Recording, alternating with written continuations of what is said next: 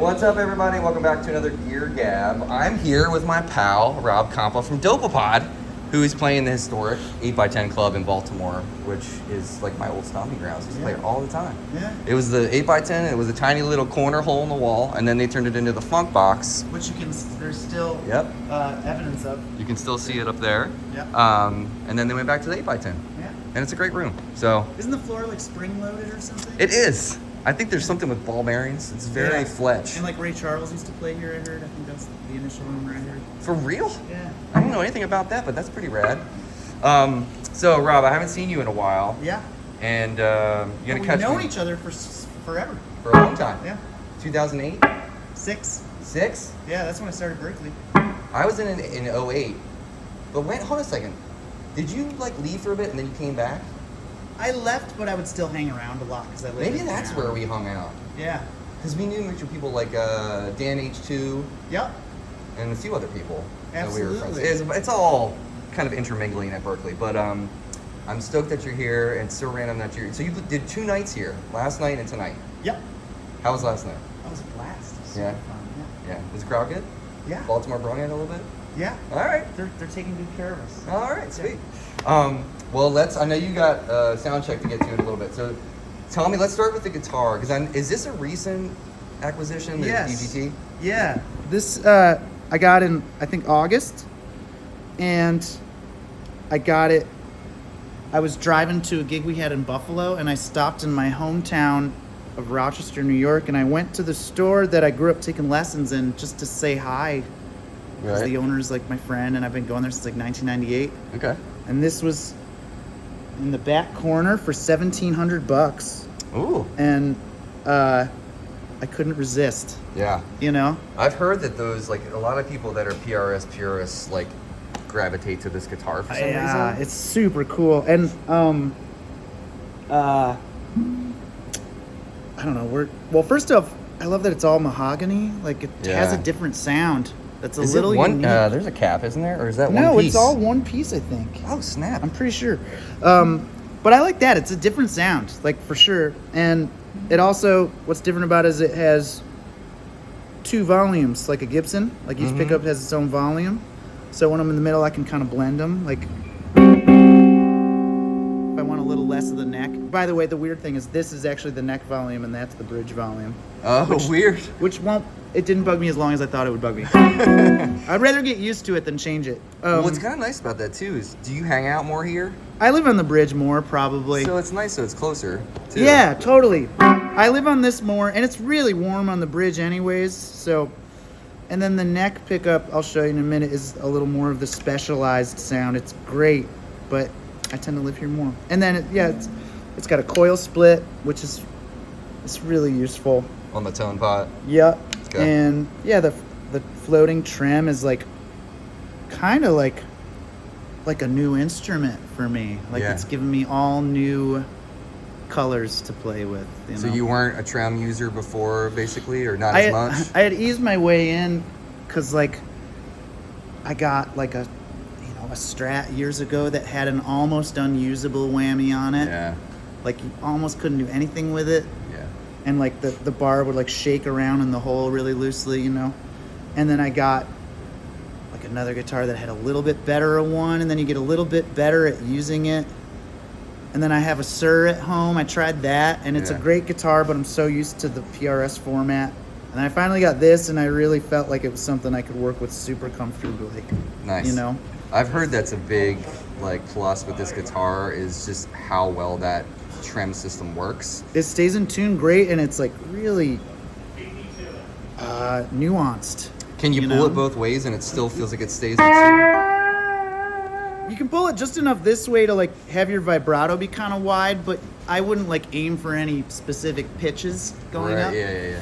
But it makes it so that I tried to do the kind of David Gilmour vibrato thing on when my trem was decked. It's decked on my Sur.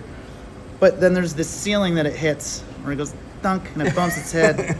And I love that it doesn't have that anymore. Oh yeah. I can almost make it sound like warped vinyl or something. Oh yeah. So, like it's just really cool as opposed to As opposed to finger vibrato, it's just got this wideness, or I could make it really narrow. Like there's so much depth to what you could do with it, you know. It's like a Jeff Tweedy vibrato. Whatever you want it to be, right? There's so much room for personality in it. Yeah, Yeah, that's dope. I dude. love this guitar. This is what I've been using most of the time, frankly. Really, you haven't been playing that guy? Not as much. Yeah. Because that was your number one for a long time, right? Should we switch to that one now? Let's do it just because. Yeah, we're already there, I guess. It's here. But I mean, that's the guitar I remember seeing you play. That's what since I had I've known in college. You. Yeah, I got this in 2005 at House of Guitars in Rochester, and it's a Hollowbody II, which means it has maple on the top and on the back. Such a good looking guitar, man. It's a beauty. I love it so much, and it was my main guitar forever. I mean, there were years where I didn't even tour with a backup guitar Really? or own a backup guitar, frankly. I guess when you're humping it in a van and it's just you guys. I just could. I should have had one. It would have been better, but I couldn't afford one. You know. Yeah. But yeah, so I've been using this one more, but I just kind of got this one fixed up. It was having some problems staying in tune a little bit, and I sent it to the PRS people, and they put a new nut on it and a new bridge. So it looks like a new guitar right now, but it's not. It's like almost 20 years old. But they also put new pickups in it, which I was a little squirrely about doing because I just had known it to be the same way for so long. It didn't matter if they were going to be better. I like familiar, you know? Yeah. But it kind of got to the point where I couldn't hold off any longer because I pick a lot here. And there was no metal on the old pickups right here anymore. And there was like wiring coming out. Dude. Which Rich had said, like, you're totally fine, but once you can see wiring, you should start worrying a little bit. Yeah. And I could see it. So Yeah. so I had them put in these 5815 LTs, which is just what they put in, I think, most of their guitars right now. They're nice, man. And it still feels like my guitar, thankfully. Speaking of tuning. The guitar is so loud too, unplugged. Like it really sings. Like Yeah. Yeah. And there's not as much like, you know, secret weapons as that one. What you're looking at is everything it does. Yeah, you know, there's no coil split or anything. But it's really light. It's like 5 pounds, 5.5. And what year is this guitar? 2005. Okay. And it's had a lot. It hasn't been modified at all, but stuff's had to be replaced. It's been refretted. The nut's been replaced. I don't know how many times. The tuners, because I Play it, dude. I play it. Yeah. Play it. But yeah, and finally the pickups were the last holdout. But it sounds really nice. Yeah, You let's know?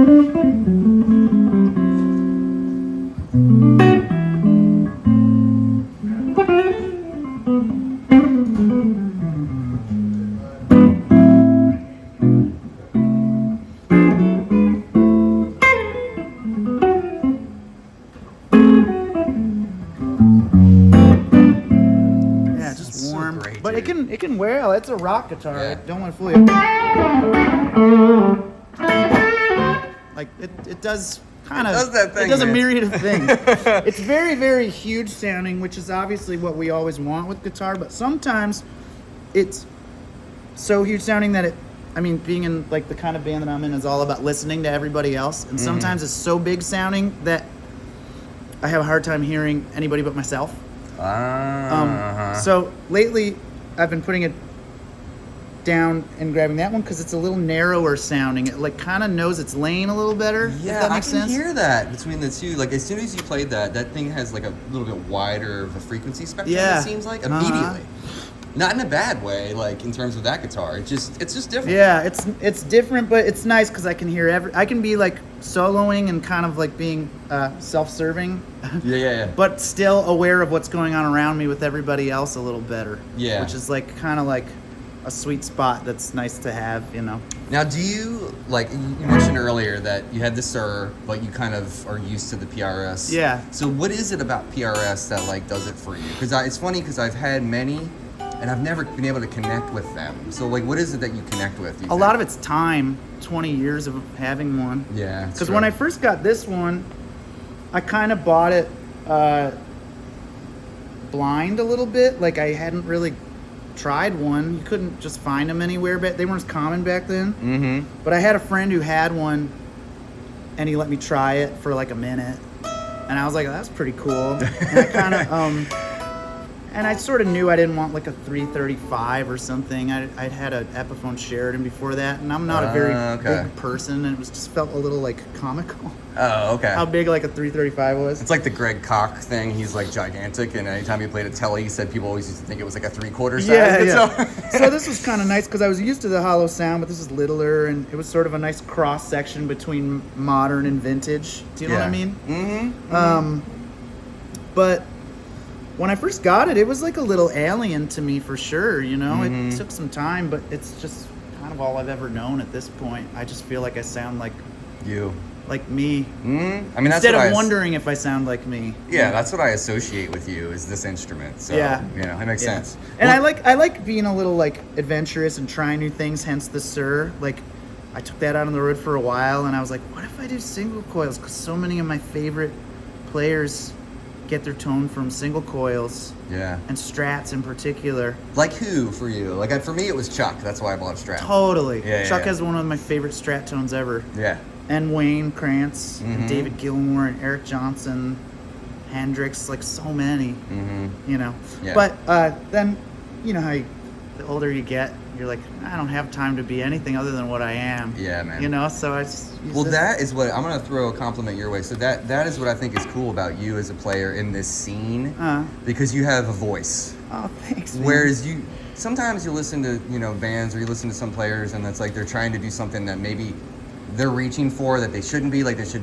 like step back into themselves. But I feel like you've got your fingerprint in terms of like your voice as a guitarist in this scene. Well, thanks, which man. I think is really cool. I feel like everybody does if they'll just like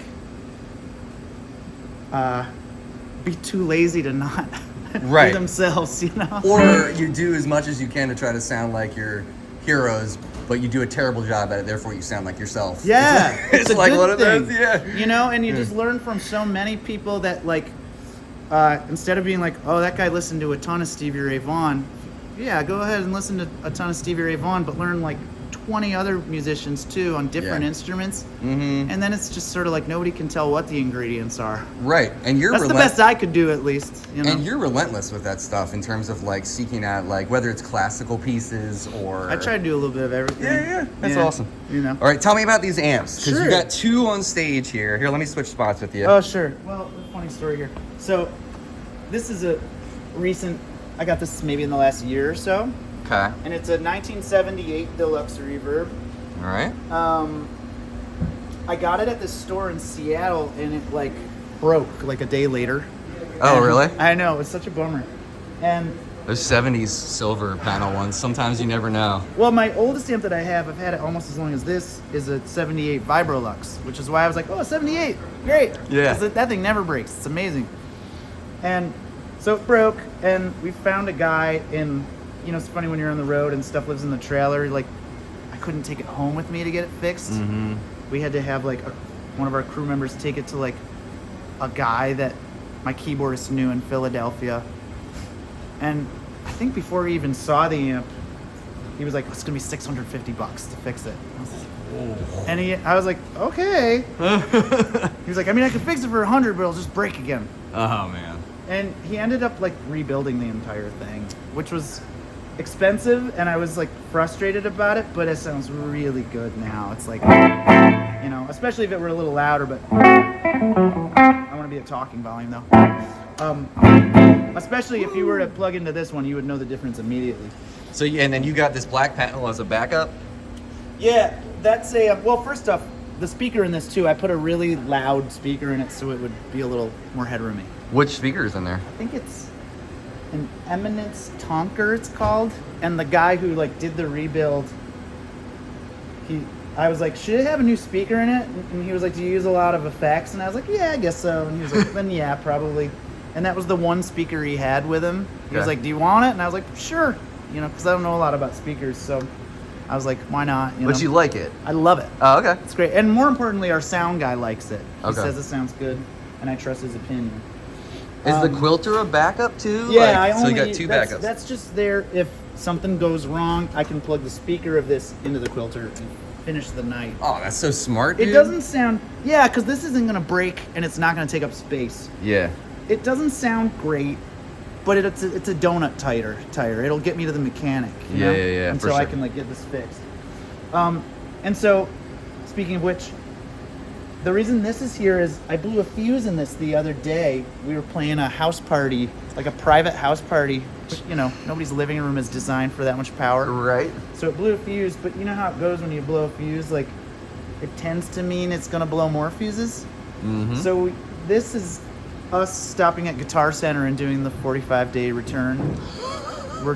It's here for the week in case something goes wrong. Right. And then we're gonna, So is that a reissue, like it's a 65? Yeah. Reissue. They sound fine, man. It sounds totally fine. We don't need to plug it in or anything. No. It sounds like that, but this sounds warmer. So what's going on? No Fuchs. The Fuchs, a friend of mine might be buying that actually. Oh. Because it was just, I like Fenders. I just know them. Yeah, I know my way around them. I don't really have to like work very hard to get the volume right. Yeah. You know. Have you ever played a 2-Rock? No, I haven't. They're kind of the same idiom, right? Yeah, they're awesome. Yeah. Like if you like the big, it's like a Fender amp on steroids. Yeah. It's really awesome. But I like simple, and I'm just I also kind of like sold it for financial reasons too. Yeah, of course. I'm gonna miss it though. It was not an easy. I don't even know if he's gonna buy it, but he's trying it right now. He's playing it at shows. Okay. If he doesn't, whatever. Then I get to keep it longer. Which model was that? I had it's an Overdrive Supreme. Oh, okay. I shouldn't speak in past tense. Yeah. Yeah, and it's amazing. I got it when I lived in Jersey. I lived like 15 minutes from Andy's shop, so I got to go there and that's convenient. try his stuff, and you know, it's just him and his family kind of doing everything. It's a very small, cool thing. Super small business. And I had such good times with that amp. I mean, it's really nice. And you used to turn that around, right? So you'd have. So I could turn it up a little more. Yeah. And I was tired of doing that. That's another reason, you know. Do you feel like this is more like focused and punchy for you on stage now? I just feel like people can hear it better because it's quieter. Uh-huh. So then they can hear it in the PA more. Okay. Nate, our sound guy, can do more with it, you know. Makes sense to me. So maybe like the source doesn't sound as high fidelity as like the Fuchs or something, but because it's quieter and like a little more of a team player, the end result ends up in the mix a little more. Yeah. That makes sense to me, man. Yeah. Do you know what mics are on here? So there's a 57, but what's that? I don't know. That's Nate's doing. Looking mic, whatever. He would tell you in a heartbeat. I can't remember what it's called. But that's also a huge thing, is putting 2 mics on made a huge difference for us. We worked really hard on this for like a long time to get it sounding better. And that was one of the big, I think, breakthroughs was Nate trying that out. That was really nice. Do you guys do that when you get together to rehearse before tour, that you kind of work on that stuff? Like working on... We might do a tech day sometimes before a tour. Mm-hmm. I don't think much of that was involved with my stuff because it's pretty easy. You could just try, on any night, you try something a little different. Yeah. You Okay. know? Sweet. Well, let's move over to Pedal Land, because Sure. you got some fun stuff. Yeah. Now, I know I've seen you talk about the Humboldt before. That's your buddy's company, so let's give him a shout out. Sure, yeah. This is Niche Devices is his company, and it's my friend Jay Schreiber. And I've known Jay since I was 17. Okay. Because I was a huge fan of his band, which was called The Niche, and now his company's Niche Devices. And I would go see him, and they would sneak me in the back door, and they would let me sit in with them every once in a while. And But is this an overdrive, right? no, it's a compressor. Oh, is it? And a clean boost. And you can blend. This is a blend. So this side is clean boost, this side's compression, and then this is blending how much of either one you want in your sound. All right. So give it a little taste. Let's see. sure. I would use it. Can I do it? I'm gonna do it with this Switch guitars, yeah. because I don't really use it with the Hollowbody because I don't need to. That's true. So the Maxon, is that your main, that and the King of Tone are your main overdrives? Yeah, forever. That's all I've used forever. Okay. I just like it. Is it an SD9? No, it's a VOP9, Vintage Overdrive Pro. Oh, okay. We'll get to that. Yeah, in a let's get to second. that. So Getting ahead of myself. yeah, so the compressor is it's louder than my original signal, but there's a reason for that that I'll show you in a second. So I don't really know anything about compressors. The reason these two things are here is because Jay, when he gave me the first pedal he made for me, he was like, set it like this, and I did. And it seems to sound good. And I have it more on the compressor-y side, a little squishier. And then this is the coolest part for me, is he put this transformer in it, which you'll hear the sound totally change. It sounds really good without it too, but what this transformer is like, I don't know if I'm supposed to talk about it. He might be secretive about it. You don't have to if you're not sure. It's well, fine. no, I can be vague. But Okay. he put like he took this piece out of his band that I mentioned, who I used to go see. He took like some like piece out of like their old soundboard, like a vintage soundboard that they had, and he took the piece out and put it in the pedal, so that it like drives it more and like warms it up. Dang. Okay. Yeah. That's and cool. it's sort of the secret sauce, man. It's really nice if you need some to like, I don't know, fatten up or like get a little more hair on your clean sound. Yeah, it does feel like, Yeah. a bit more hi-fi in a way. Like Yeah, there's, like, totally. And so the way I like to use it, I don't turn it on a ton if I'm in humbucking mode. But it's nice in the coil split mode because it sort of makes up for what I lose with the volume loss, you know? That's in my coil split. And it just sort of like gives it a little more life. Yeah, man. And then I can actually like solo with it and stuff, and it still keeps up. you Yeah. know? It sounds Yeah. great, dude. Thanks. Yeah, it's nice. And it Yeah. also has a buffer in it, which comes in handy. Yeah. Too. Okay. Yeah. Yeah. All right, Max on me. Sure. This is a Maxon Vintage Overdrive Pro, which to me it's like a tube screamer, but it's got a little more gain to work with, Okay. and which is why there's not a whole lot of gain on there right now. I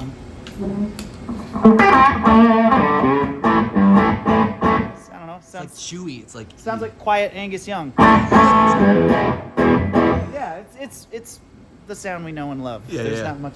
No, the that sounds one great. cool little hidden thing in the back is that you can set it to run at 18 volts if you want, and it does sound a little different.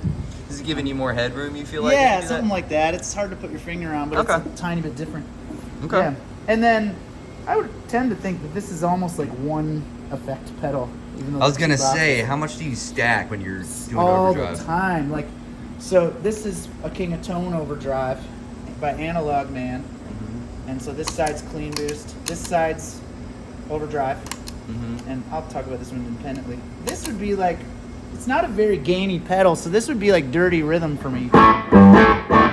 You know what I mean? Sounds great. Sounds like Keith Richards or something. Yeah. You know. And then the clean boost, once that's on, I feel like I'm sort of in like maybe Schofield-y lead tone. You know? Yeah. And then Right on. once I start stacking, then it's a little more in sustain-y kind of David Gilmour land.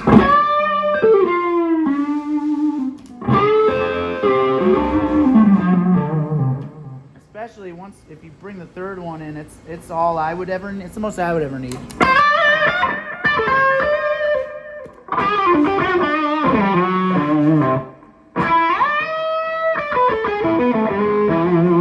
Yeah. So. Hell yeah.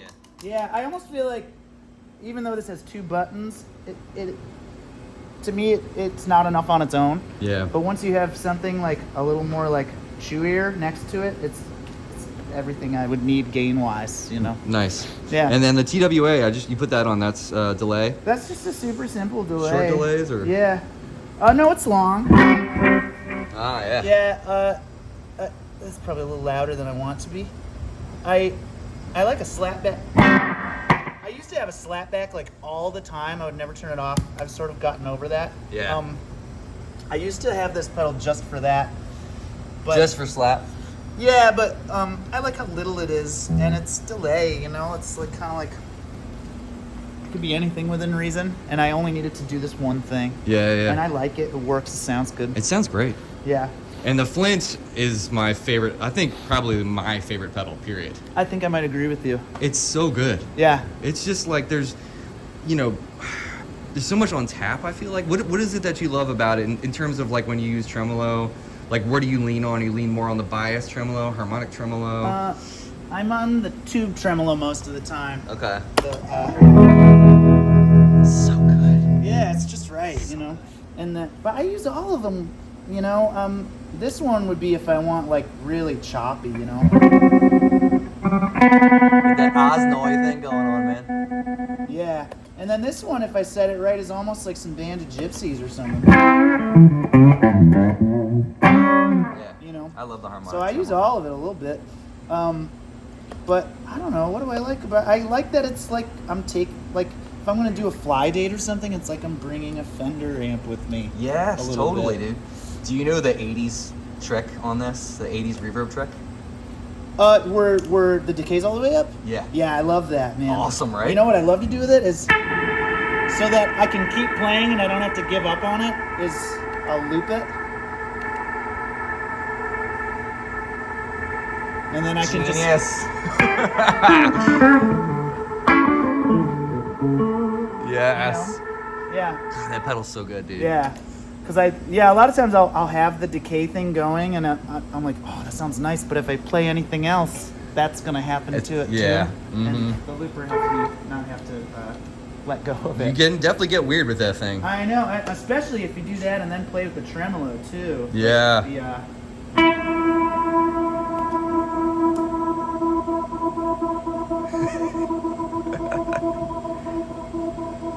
Heck yeah, dude.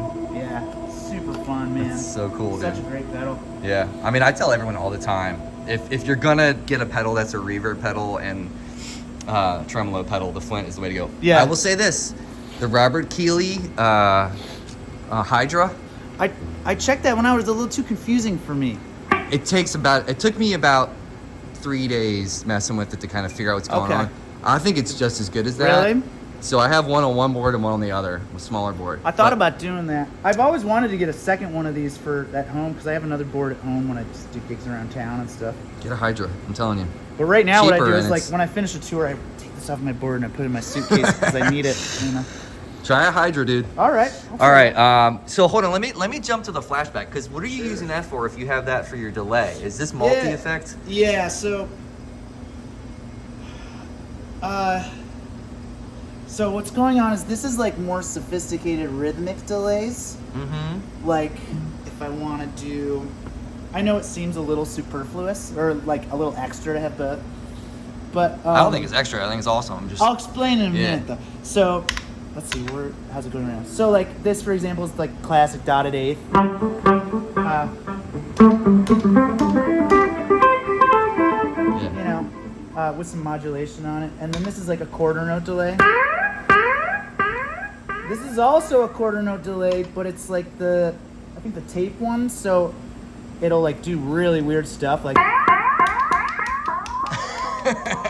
you know, and it'll also do, this thing's really cool. I've never seen another delay do this, but the buttons are pressure sensitive, so I can do stuff like this. You know? What? Isn't that neat? Yeah. This is my favorite delay I've found for like, at least for like presets and stuff. It's easy to use. And the other cool thing about it is there's a whole other row of presets. If you hold this down, it turns green and you have 3 more. Oh, have you programmed this for specific tunes and stuff? There's like one tune where I have a sound I need. Okay. But everything else is sort of like tools for improvising and making palettes and stuff. So then, yeah, this one's actually sort of normal. Like, this would be like if I'm going for like kind of a cheesy 80s modulated delay, like an Eric I'm here Johnson-y for it. thing. I'm here you for know? it.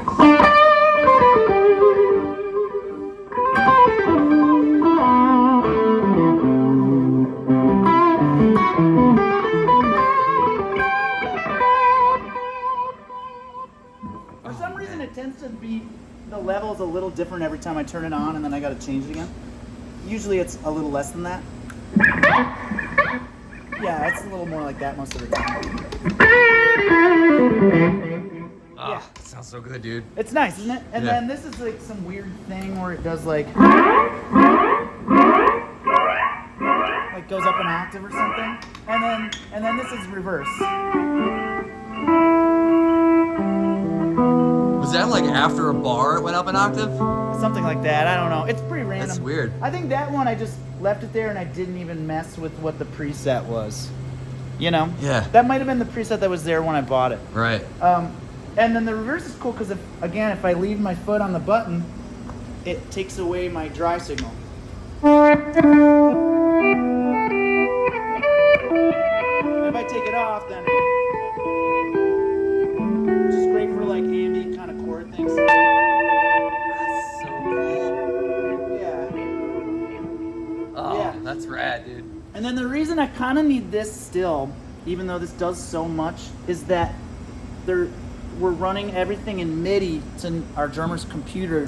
Oh yeah. So it'll be whatever rhythm, even if I preset it and saved it, the rhythm will be whatever his Ableton thing is set to. Oh, that's and I so want cool. one delay that's just always the same thing Mm-hmm. because I don't want it to be in time.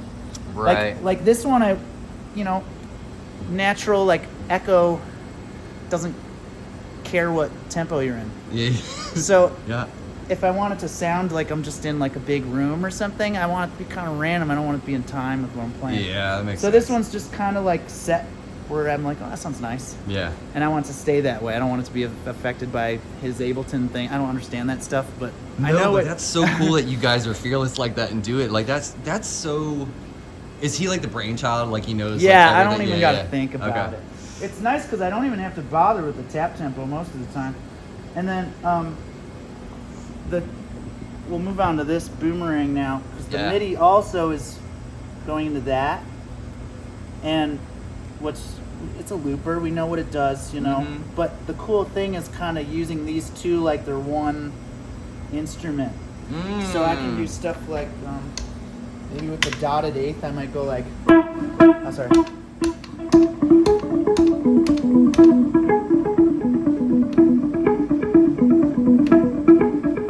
And then if his Ableton thing is running, it'll stay in time. So it quantizes 'Cause he's all playing, that stuff? well, it's not quantizing it, but he's playing to the click that this thing's also keeping track with.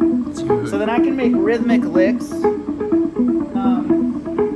Maybe like, then I could also stack like a quarter note one too, like maybe like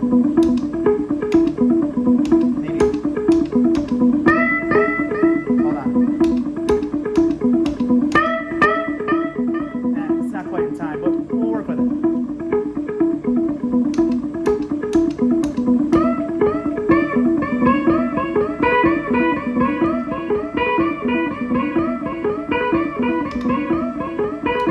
Once I get a loop I'm happy with, it can be in the background as long as I want. I can improvise over it and noodle and I can make it backwards if I want. And then my favorite thing with this is I don't like when loopers just turn off. Yeah. Sometimes, but most of the time I want it to be a little more graceful. So if I hold this button down, it'll fade out. Oh yeah. So that it can be, it's a little more more musical, a little yeah. more graceful. Sometimes the hard cut's nice, but I like that feature. That got very like. It sounded like a song for a minute there. Like it kind of caught up with itself. Like Yeah. after a minute. That's so cool. But it's That's sort of gotta be nice fun. because since this is the last sort of thing, any of this stuff, if I find a sound that's really cool, like when we were messing with this earlier, if I like it enough, I can just make a loop out of it. Yeah. That's got to be inspiring, man. Yeah, it's a lot of fun. Yeah. It's so fun. Yeah. So all right. So last two things are those middle Maxons. Yeah. What's going on there? This is just a phaser. We know it. We love it. Yeah, it's nice, right? I think that sounds better than Phase 90. Yeah, it's nice. I have a lot of the Maxon stuff because I worked with them years ago. Like Godlike distributing whatever. Yeah, Godlike doesn't work with them anymore though. Oh, so, really? So it's just sort of like, Is that a Fuzz, the Void? What is that? Yeah, that's like an octave fuzz, but a really weird kind of trashy one. To be honest, usually I have a different fuzz on there made by the company Maloon. You know that company? No. They make basses. Like they make like Oh yeah. Yeah. But they also make effect pedals, and Chuck, our bass player, had their fuzz pedal, and he was like, "Here, you can use it. I don't use it," and it's awesome. But the button broke. Ooh. Okay. So I just wanted, it's nice to have something kind of fuzzy and weird, and I had this lying around. It's really weird. I like it mostly if I'm gonna make like hit like a power chord, Yeah. because it just sounds like Pretty overdubbed evil. a different guitar with a totally different tone. Yeah. Especially if I'm gonna make like a pad with this, maybe like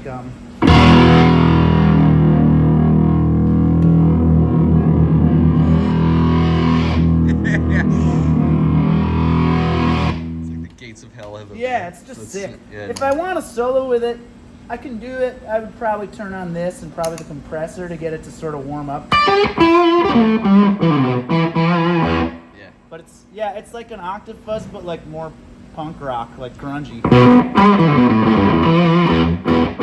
Heck Yeah. Nice, dude. Yeah, and that's everything pretty That's much. everything. Yeah, sometimes there's a whammy too, but I haven't used it in a long time. Yeah. That's Nice. about it. Yeah. What's the black box on the end between the tuner and the humble? That's just for my in-ears, because we're all on in-ears. okay. And this is just like a left and right XLR. And then this headphone, this little 1/8" jack actually runs up my guitar cable and up here, and then I plug my in-ears into it. Oh, does Mo do that? Does Rob Derek have? I feel like I saw something like they that. use in-ears, but they probably have like a wireless system or something, I would imagine. This is just sort of, It's dope, dude. I mean, a lot of people do it with like a wireless kind of thing. This is what we do. It sounds awesome, Rob. Thanks, man. Well, Thanks it's a so lot. cool to see you here in the city. You Yeah. guys don't come through here often, so it's like. Yeah, But a couple years. yeah.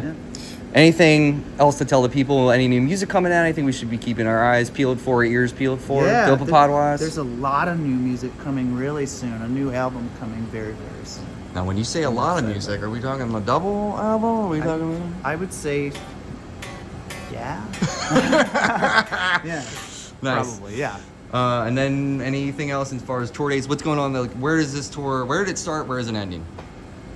It started in, well, this leg of it started in Milwaukee. We all flew out there. And that was a couple weeks ago. And it's going to end in New Hampshire. And then Close to home. Yeah. Then I go home to Vermont and sit in my little hobbit hole and play with my kid. That'd be great. Nice, dude. Yeah. Well, awesome, man. Well, I am super pumped for you. This is so cool to see you guys here. Yeah, I'm it's so good glad. to see you too, Yeah, man. It's been forever. Rob Compa, Dopapod. Go see them on the road. Bye-bye. Gear Gab, out.